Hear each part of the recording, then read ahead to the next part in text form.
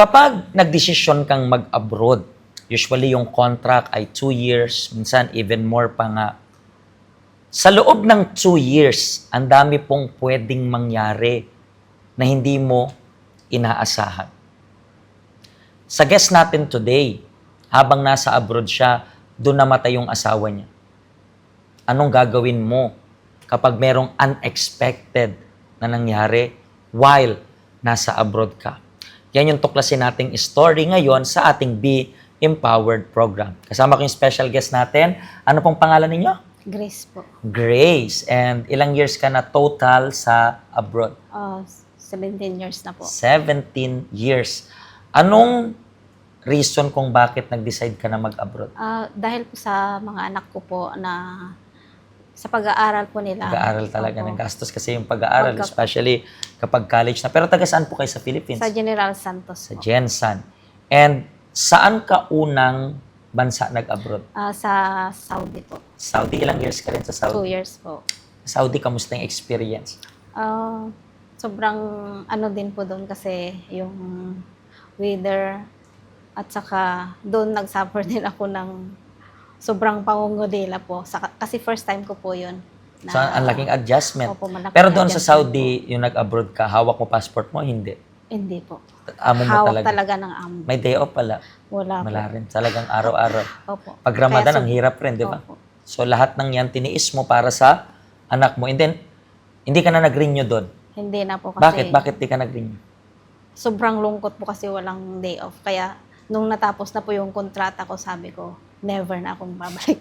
So, saan yung next mong bansa na pinuntahan? Dito na po. Sa Hong Kong na. Opo.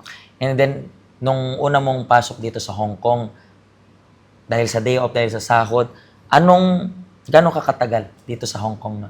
3 years po. 3 years. 3 years din. And then, bakit hindi ka nagtuloy-tuloy within the 3 years? Kasi po, nagkayayaan po kami ng kaibigan ko na pumunta sa ibang bansa doon po sa Moscow. Sa Moscow. So, Opo. nasa ibang bansa na kayo, nagkayayaan pa kayong pumunta ng ibang bansa. Wow, ang Opo. lakas rin ng trip niyo, no?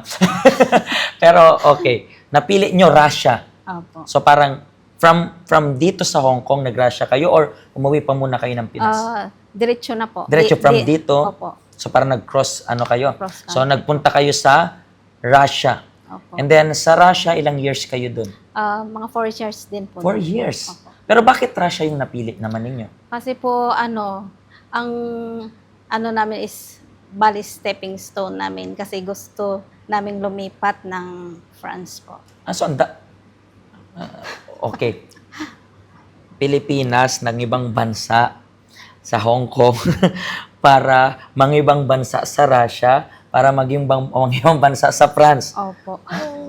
Lupet rin. Pero, okay.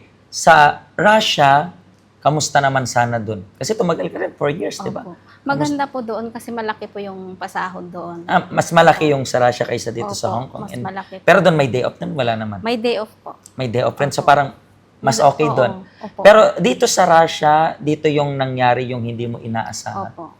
Anong nangyari? Yung pagkamatay po bigla ng asawa ko. Mhm. At saka yung time po na yun, kababakasyon ko lang din po sa Pilipinas yon. Nagbakasyon ako ng December. Bumalik ako January. Then pagka July po, namatay na po yung Hindi ka asawa ko. nakauwi nun or pinauwi ka naman? Talagang umuwi po ako. Mhm. Umuwi po ako. And then sa time po na yun is yung visa ko, patapos na 3 days na lang po, patapos na yung visa ko, hindi ko pa po nare-renew. So napilitan akong umuwi talaga para iayos po yung burol ng asawa ko. And paano yan? Mag-isa ka na lang na nagtataguyo. Opo. Dapat pa yung anak mo. Opo. So nahirapan ka rin sa Ang finances. hirap po talaga kasi wala na po akong babalikang trabaho. Hindi na ako makakabalik doon. Doon sa Russia. Sa Russia po, sa Moscow. Kasi yun nga po, wala na yung visa ko. Visa. Tapos na. Dapat doon ka mag-renew if ever. Opo. Hindi ko naman po inasahan na gano'n yung mangyayari sa asawa ko. So, pero biglaan kasi yung uwi. biglaan po. So, pagkatapos nito, saan ka nagplan naman next? Bumalik ng Hong Kong? Opo, bumalik po dito. So, as of now, from that year na bumalik ka until now, ilang years na rin? Mag-8 years na po. Mag-8 years na. Opo. So, ang daming challenges kasi namatay yung asawa mo. So, Opo.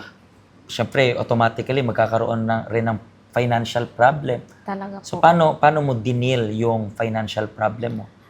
Ganito po kasi, yung pagbalik ko po dito, talagang walang-wala po Mhm. talaga. Wala akong naipon kasi Mhm. kababakasyon ko lang po noon din. Namatay yung asawa ko. So, yun po. Nag-umpisa ako ulit sa Uno. Mhm. Nag-apply ako sa agency. So, kasi nga wala akong ipon. Mhm. So, nangutang ulit sa bangko Nangutang. para ibayad po sa Mga utang. placement fee Placement fee. ko po. At ang iba po, allowance po ng mga Mhm. anak ko. Kasi wala po talaga Ang akong zero zero talaga. po talaga. Ngayon, nangutang ka, Opo. naging negative pa. Opo. Mhm. Kaya yun, nung pagdating ko po dito, yung sahod ko po is talagang Ubos. kulang, pastor. Kulang pa. kulang kasi di ba umutang po ako para sa Mhm. placement fee ko. I-deduct yun every salary ko po. So 50 ay half po. Kulang talaga Talagang po. kulang. So, syempre, magde-develop kung kulang, di ka makabayad, magde-develop to ng depression, Opo, di ba? opo, opo. Paano mo nakilala or paano ka nakapunta dito sa help center? Dati na po nakapunta na pa ako Mhm. dito bago nung pumunta ako ng Ng Russia. Mhm. Opo. At saka yung pag ganun po na problema ko sa finances po. Ang ginawa ko po is part-time po ako. Akala ko nangutang ka na naman. Puro utang na tayo ngayon. So, Nag-part- nag-part-time Opo, ka? nag-part-time po ako. Sa day off ko po, tuwing day off ko, maghapon po ako nagpa-part-time. May 3 po akong part-time yan. So, Pero maghapon para hanggang- sa OFW na katulad mo na nawala ng asawa, na-depress, ang daming financial problem, saan pumasok yung importance ng help center para sa'yo? Napaka-importante po kasi nagkaroon po ako ng sakit noon. Mhm. So, wala po akong ibang masandalan. So, bumalik po ako dito. Mhm. Kasi dati na po akong Mhm. at saka yun po, na-distract po ako sa finances ko. So, Inayos mo. opo. So, bumalik po ako dito at sinurrender ko po yung buong buhay ko sa Panginoon. Ngayon, kamusta na yung finances mo? Ngayon po, unti-unti ko na pong nababayaran yung mga utang ko. How about yung depression? Depression, wala na rin po. At saka yung mga anak ko na din po is lahat sila is nakatapos na din. Mhm. At may mga trabaho na So ngayon, nakakahinga na ng maluwag. Opo. At yun po yung gusto namin. Alam nyo po ba na dito sa help center natin, meron tayong mga financial seminar, di ba? Opo. Mga financial, especially kapag ikaw yung klase ng tao na di mo alam kung paano i-lead yung finances mo, mag-budget. We teach as well. And for sure, malaking tulong ito para i-budget mo yung pera mo. That's why we are calling you as well. Kayo po na nanonood sa amin right now na sabi natin, nahihirapan kayo mag-manage ng finances. Meron tayong mga counselors dito na katulad niya, may utang pero as of now, nakakabayad na.